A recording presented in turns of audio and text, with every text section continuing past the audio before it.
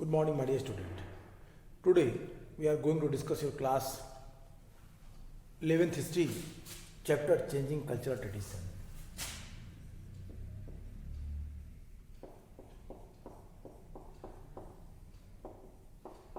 Class 11th history, chapter changing cultural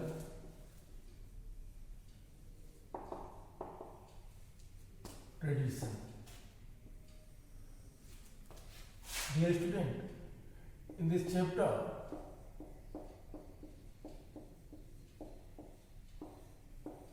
we are going to read today the two topic, the Copernican revolution and the reading universe.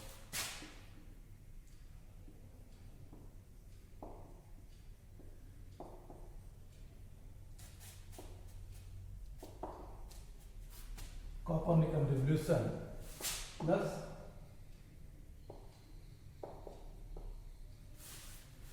reading universe. या मैं इसको यहां लिखते हैं.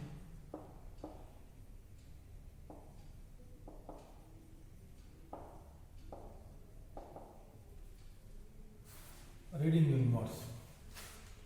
हम आज दो टॉपिक पे बात करेंगे.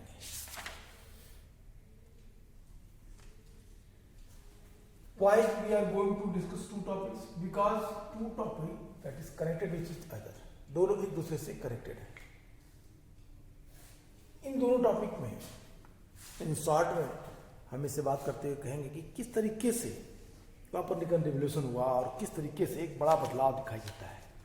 What I am telling you, my dear student, it is a very interesting matter with us that the Copernicus, who was humanist and scientist also, who proved first time that Earth that is not the center of universe, it is part of a solar system.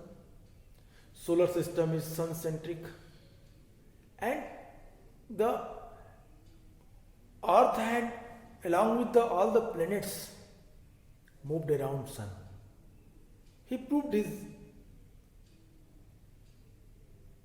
I mean to say that this type of hypothesis, this concept that was given by Copernicus in their book The Rotation. In the French language their book name was The Rebel Universe. The Rotation. That book is a revolutionary book, but he was more afraid that कि अगर हमने ये बातें आगे कहीं लोगों को बताएं तो कहीं ऐसा ना हो कि पोप हमसे नाराज हो जाए, कहीं ऐसा ना हो क्लर्जी मैन हमारे अगेंस्ट हो जाए, और तब हमें क्या करना पड़ेगा, और तब हमें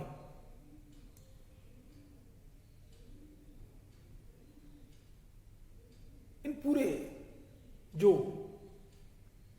बदलाव है, ये पूरा का पूरा जो सिनेरियो है वो हमारे अगेंस्ट हो जाएगा, सारे लोग हमारे खिलाफ हो जाएंगे. That's why he was more afraid when he was on their deathbed. He hand over their this book किसको? अपने शिष्य को, रेटिकस को. लेकिन रेटिकस भी इस बुक को पब्लिश नहीं करता. 50 साल लग जाते हैं कॉपरनिकस की इस विचारधारा को लोगों तक पहुंचने में. और फिर इस कॉपरनिकस की विचारधारा को दो और विद्वानों ने इस पे काम किया, जिनके नाम मैंने आपको बताए थे. जोहान्स केपलर, फर्स्ट का नाम था जोहान्स केपलर. जोहान्स केपलर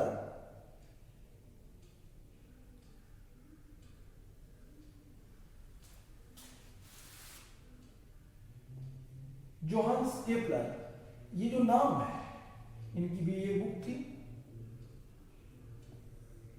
इन्होंने भी एक बुक लिखी the cosmographical mystery,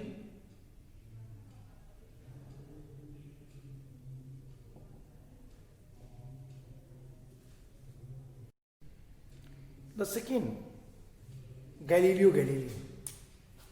Galileo Galilei, he wrote a book.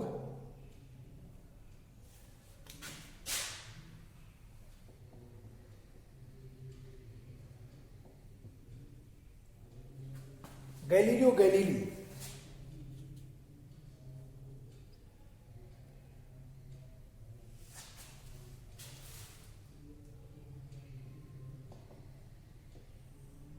He also wrote a book, The Motion.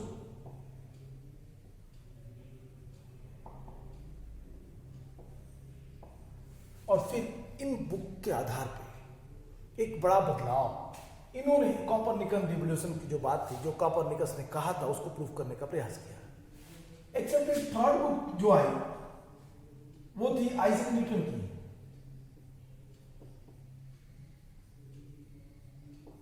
इन्होंने जो बुक लिखी, इनकी बुक थी मैथमेटिका प्रिंसिप.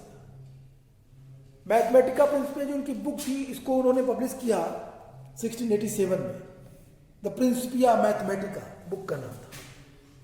इस 3 बुक ने एक नई क्रांति, एक नई विचारधारा लोगों के मन और मस्तिष्क में ला के भर दिया और ये प्रूव किया कि जो बाइबल में कही जा रही बातें थी वो पूरी तरीके से सत्य नहीं थी, वो सत्य के इतर थी. ये बहुत ही महत्वपूर्ण बात थी. My dear student, the Copernicus asserted that the planets including the earth rotate around the sun. A devout, the Christian, Copernicus was afraid of the publish the reaction to his theory by traditionalist clergymen. For this reason, he did not want his manuscript De Revolumus, the rotation, to be printed. On his deathbed, he gave it to his follower, the Joachim Rheticus. It took time to people to accept this idea. It was much later, more than half century later, in fact, that the differences between heaven and earth was bridged through the written of astronomers like Johannes Kepler. The Galileo Galilei, the theory of the earth as a part of sun-centered system, was made popular by Kepler's Copernican cosmographical mystery, which demonstrated that the planets move around the sun not in circle but in ellipse. Galileo confirmed the notion of the dynamic world in his work. The motion, this revolution in science, reached its climax with Isaac Newton's theory of gravitation. ये जो theory दिया Isaac Newton ने gravitation की, उसने ये बात proof करने का प्रयास किया कि किस तरीके से पृथ्वी की गुरुत्वाकर्षण शक्ति के द्वारा पृथ्वी अपने अक्ष पे रोटेट करती है, घूमती है. ये एक महत्वपूर्ण बात है. Dear student, I hope you are getting what I am saying. This is the very interesting matter with you. Copernicus ने सबसे पहले ये बताया, बाइबल में कही गई उन बातों का विरोध किया जो ये कह रहे थे कि पृथ्वी ब्रह्मांड का केंद्र है. Earth is centre of whole universe. पृथ्वी गति नहीं करती. Earth is not movable. इन दोनों बातों को कोपरनिकस ने अपने प्रयोगों के द्वारा सिद्ध किया. And he tried to prove that the hypothesis which is given in Bible that is wrong. उसने इस बात को भी एक्सप्लेन किया अपने बुक द रोटेशन में. लेकिन उसे डर था, जैसा कि मैंने आपको बताया, परंपरावादी विचारों का, धार्मिक विचारधाराओं का, कि कहीं ऐसा ना हो कि सर लोग उसका विरोध करें. क्योंकि इसके पहले ब्रूनो को आग में जला दिया गया था. सत्य के कारण। इसीलिए कॉपरनिकस इस बात से डरा हुआ था। जब वो अपने डेथ बेड पे था तो उसने अपनी ये book the rotation the revolution बस अपने फॉलोअर जोचिम रिक्टिस को दे करके कहा कि इसे पब्लिश कराओ। इवन 50 साल लग गए कॉपरनिकस की विचारधारा को लोगों तक पहुंचने में और लोगों को इसको एक्सेप्ट करने में। फिर धीरे धीरे इस विचारधारा में बदलाव हुआ, लोग बदले। केपलर और गैलीलियो जैसे साइंटिस्ट अपने प्रयोगों के द्वारा कॉपरनिकन क्रांति को प्रूफ करने का प्रयास किया और उन्होंने प्रूफ किया।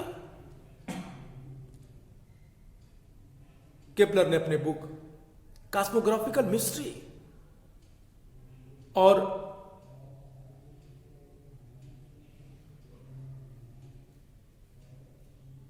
गैलीलियो गैलीली ने अपनी बुक द मोशन में इस बात को न केवल प्रूफ किया बल्कि लोगों तक इस बात को आसानी से पहुंचाया। जब बुक पब्लिश हुई आइजक न्यूटन की प्रिंसिपिया मैथमेटिका, तो इस बुक में ग्रेविटेशन थ्योरी दिया आइजक न्यूटन ने, और इस बात ने इन सारी बातों पे अपनी मुहर लगा दी कि yes absolutely what they are saying that is true. So अब वो पुरानी हाइपोथेसिस, वो धार्मिक विचारधाराओं का खंडन कर दिया गया और लोगों ने अब ज्यादा पढ़ने की शुरू की, ज्यादा चीजों को समझने का। यहीं पे हमारा सेकंड टॉपिक शुरू होता है, रीडिंग यूनिवर्स। रीडिंग यूनिवर्स में अब उन चीजों पे अध्ययन किया गया जिसमें बाइबल बार बार कहता था कि क्या सही है क्या गलत है। जैसे एक बार गैलीलियो ने कमेंट किया धर्म के ऊपर, कैथोलिक क्रिश्चियन ग्रुप के ऊपर। उसने कहा, Galileo once remark that Bible that light the road to heaven does not say much on how the heaven work. The work of these thinkers showed that knowledge as distinct from belief was based on the observation and experiment. Once these scientists had shown they were experiments and the investigations into what came to be called physics, chemistry and biology expanded rapidly. Historians were to label this new approach to the knowledge of man and nature the scientific revolution. Consequently, in the mind of the skeptic and the non-believers, God began to be replaced by nature as the source of creation. Even those who retained their faith in God started talking about a distinct God who does not directly regulate the act of living in the material world. Such ideals were popularized through scientific socialists that established a new scientific culture in the public domain. The Paris Academy, established in 1670, and the Royal Society of London for Promotion of the Natural Knowledge, formed in 1662, held lecture and conducted experiments for public viewing.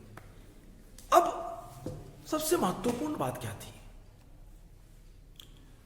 Dear student, having read this paragraph, it is very clear informations that should be coming to mind that the new type of initiative ideas that was introduced by the different scholars, intellectual personalities, scientists, humanists, and such type of others. They try to prove that what is true and what is wrong, what is false. They also explain the theory which is given in Bible on the behalf of the logical approach. तर्क के आधार पर उन्होंने इन चीजों को सिद्ध किया. They also explain that how our nature is functioning. और फिर एक बात लोगों की समझ में आ गई, I mean to say that everyone aware of that, the church or the clergyman, they misguided them that what is the meaning of God and what is। अब आप पुराने स्ट्रेंजा में ये शुरुआत में जब गैलीलियो इस बात पे टिप्पणी करते हुए कहता है कि बाइबल जिस स्वर्ग का मार्ग आलोकित करता है वह स्वयं किस प्रकार चलता है उसके बारे में कुछ नहीं बताता। इन विचारकों ने, इन थिंकर्स ने हमें बताया कि ज्ञान विश्वास से हटकर अवलोकन एवं प्रयोग पर आधारित है। जैसे जैसे इन वैज्ञानिकों ने ज्ञान की खोज का रास्ता दिखाया, वैसे वैसे भौतिकी, रसायन शास्त्र और जीव विज्ञान के क्षेत्र में अनेक प्रयोग और अन्वेषण कार्य बहुत तेजी से पनपने लगे। इतिहासकारों ने मनुष्य और प्रकृति के ज्ञान के इस दृष्टिकोण को वैज्ञानिक क्रांति का नाम दिया, साइंटिफिक रिवॉल्यूशन का नाम दिया।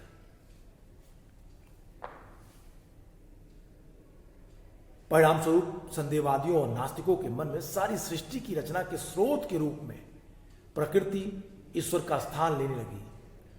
यहां तक कि लोग जिन्होंने ईश्वर में अपने विश्वास को बरकरार रखा, वे भी एक दूरस्थ ईश्वर की बात करने लगे जो भौतिक दुनिया में जीवन को प्रत्यक्ष रूप से नियंत्रित नहीं करता था।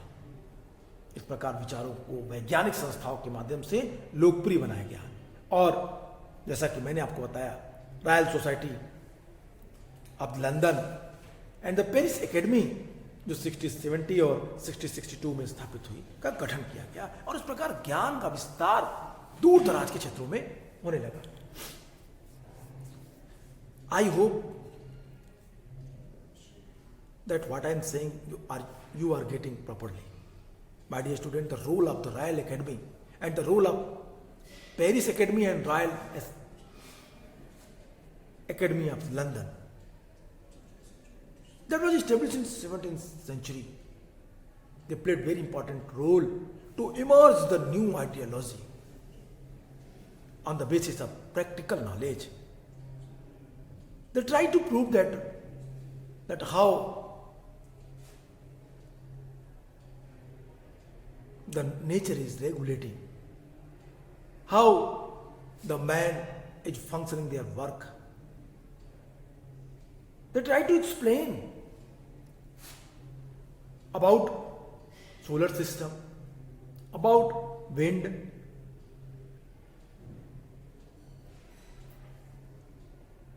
तमाम सारी मिथिकल स्टोरी को उन लोगों ने धर्म से इतर एक ऐसे माध्यम से जोड़ने का प्रयास किया जो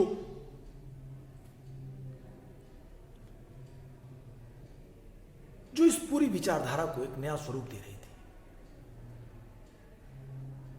तो यहां पे इस पूरी तरफ से एक व्यवस्था में बदलाव आया, एक चेंजेस आए और इस चेंज ने लोगों के मन और मस्तिष्क में बड़ा बदलाव किया। इसके बाद एक वर्ड के बारे में चर्चा करेंगे हम। नेक्स्ट टॉपिक है, was there a European renaissance in the 14th century? क्या जो रेनेसांस आया, क्या जो डेवलपमेंट हुआ, क्या जो विचारों में नया परिवर्तन आया, वो 14th सेंचुरी में आया? ये बात कहां तक सही है? That is the very important thing. It means कि डियर स्टूडेंट, आपको अब ये समझना है कि जो बातें जो इतिहासकार ये कह रहे थे कि जो रेनेसांस का एरा आया 14th सेंचुरी में आया, इसके पहले कोई भी रेनेसांस नहीं था या लोगों के मन और मस्तिष्क में इस तरह की विचारधाराएं नहीं थी, ये कहां तक सही है? So the point is that what I mean to say that कि the topic what we are going to read, the topic is that was there a European was there a European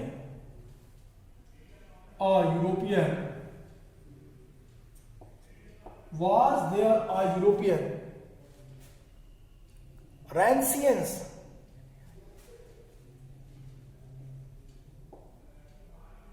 Renaissance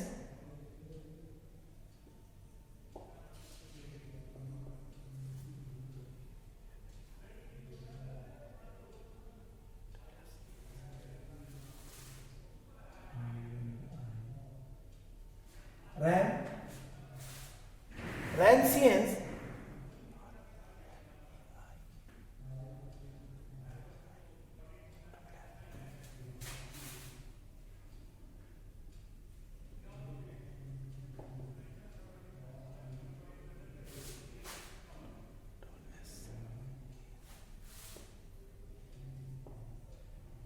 Renaissance was there a European Renaissance in the 14th century?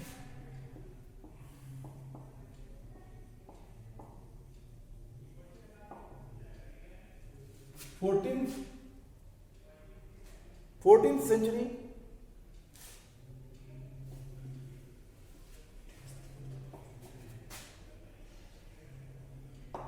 क्या 14th century में आई?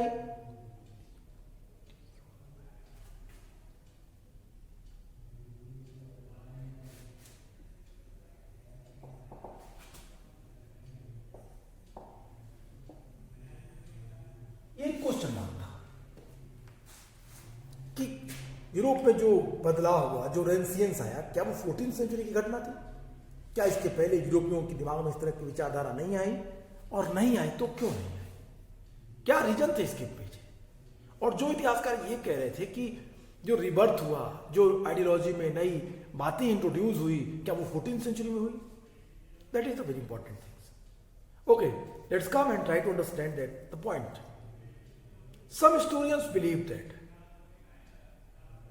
the Renaissance that was introduced in Europe during 14th century, but the others who studied a lot the previous texts, journals, books, and on the basis of that they claim that no, the Renaissance that was not introduced in Europe during 14th century. Before it, the new emergence of knowledge what introduce, एक नया उभार, एक नई सोच विचारों में उत्पन्न हो चुकी थी यूरोप में. 14th सेंचुरी की बातों को आगे कहते हुए कहते हैं कि किस तरीके से अपनी बात को रखते हैं. कहते हैं कि अब हम रेनेसांस की अवधारणा या ये जो रीबर्थ थी, जो रेनेसां थी, उस विचारधारा को एक बार फिर से सोचें, उस पर विचार करें. क्या हम ये कह सकते हैं कि इस काल में अतीत में साफ विच्छेद हुआ और यूनानी और रोमन परंपराओं से जुड़े विचारों का पुनर्जन्म हुआ? क्या इससे पहले का काल 12th और 13th सेंचुरी डार्क एज था?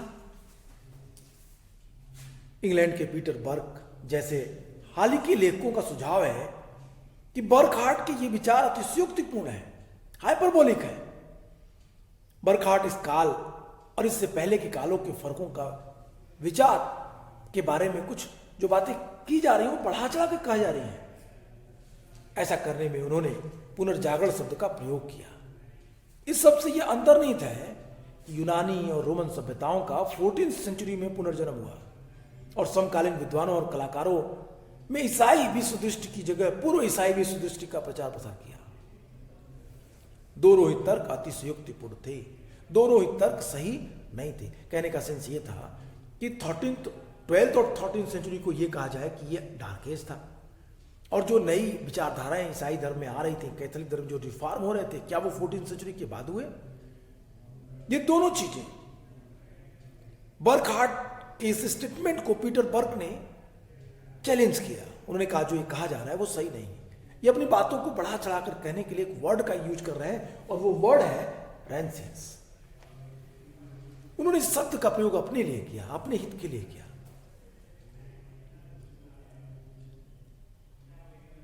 इस शब्द में यह अंतर्निहित है रेनेसांस में कि यूनानी और रोमन सभ्यता को 14th सेंचुरी में पुनर्जन्म हुआ और फिर ईसाई जो दृष्टिकोण थी, कैथोलिक क्रिश्चियन जो दृष्टिकोण था, ये उस समय बना. यह कहना कि पुनर्जागरण गतिशीलता और कलात्मक सृजनशीलता का काल था, और इसके विपरीत मध्यकाल अंधकारमय काल था, जिसमें किसी प्रकार का विकास नहीं हुआ था, जरूरत से ज्यादा सरलीकरण है। इटली में पुनर्जागरण से जुड़े अनेक तत्व 12th और 13th सेंचुरी में पाए जा सकते हैं। कुछ इतिहासकारों ने इसके उल्लेख किया कि 9th सेंचुरी में फ्रांस में इस प्रकार के साहित्य और कलात्मक रचनाओं के विचार पनपे। यूरोप में इस समय आए सांस्कृतिक बदलाव में रोम और यूनान की क्लासिक सभ्यता का ही केवल हाथ नहीं था। रोमन संस्कृति के पुरातात्विक और साहित्यिक पुनरुद्धार ने भी सभ्यता के प्रति बहुत अधिक प्रशंसा के भाव थे। लेकिन एशिया में जो टेक्नोलॉजिकल चेंजेज आए, यूनान और रोम के लोगों की तुलना में काफी विकसित थी। विश्व का बहुत बड़ा भाग आपस में संबद्ध हो चुका था। नेविगेशन फैसिलिटीज अवेलेबल हो चुकी थी, न्यू टेक्नोलॉजी आ चुकी थी। लोगों के लिए पहले की तुलना में दूर दराज के क्षेत्रों में जल यात्रा की संभव बनाया। इस्लाम के विस्तार और मंगोलों के विजयों ने एशिया एवं उत्तरी अफ्रीका के यूरोप के साथ राजनीतिक दृष्टि से भी, बल्कि व्यापार और कुशलता के ज्ञान को सीखने के लिए आपस में जोड़ दिया।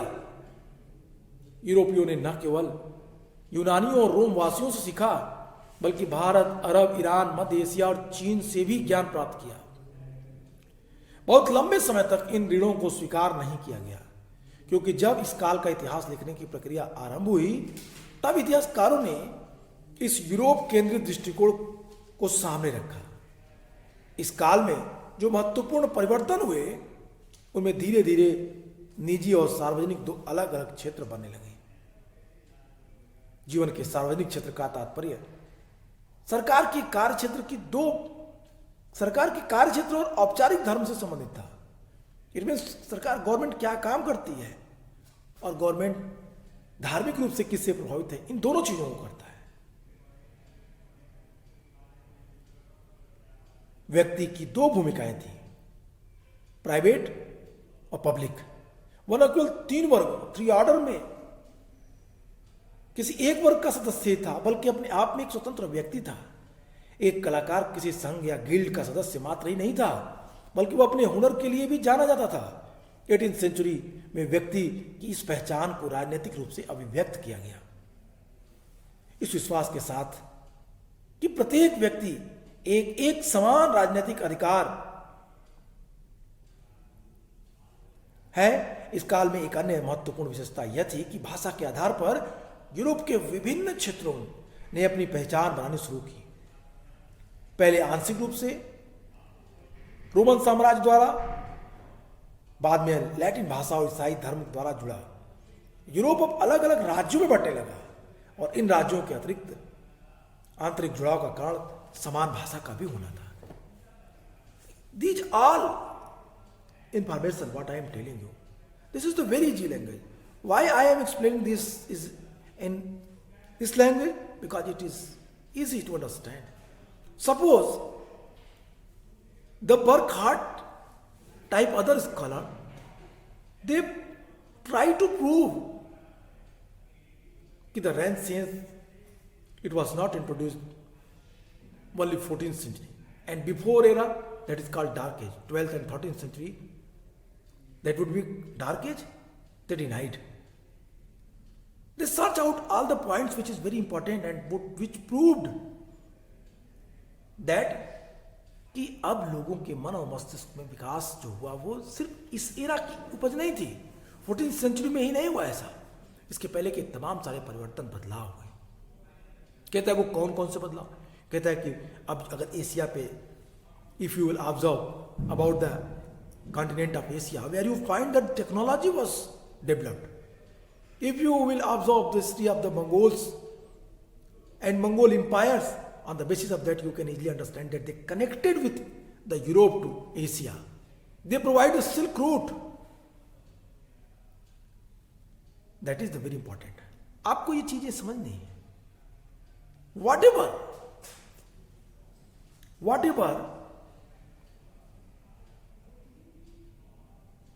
the claim was, I meant to say that कि जो बर्कहार्ट जैसे विचारक कह रहे थे, जो वो क्लेम कर रहे थे कि अब रेनेसांस शुरू हुआ 14वीं सेंचुरी में, ये बात कहाँ तक सही थी? इन सारी चीज़ों के साथ अगर आप ध्यान से देखेंगे तो आपको इन चीज़ों के बारे में क्लियर एविडेंस और व्यू मिलने लगेंगे. That is very important. We will read this paragraph again.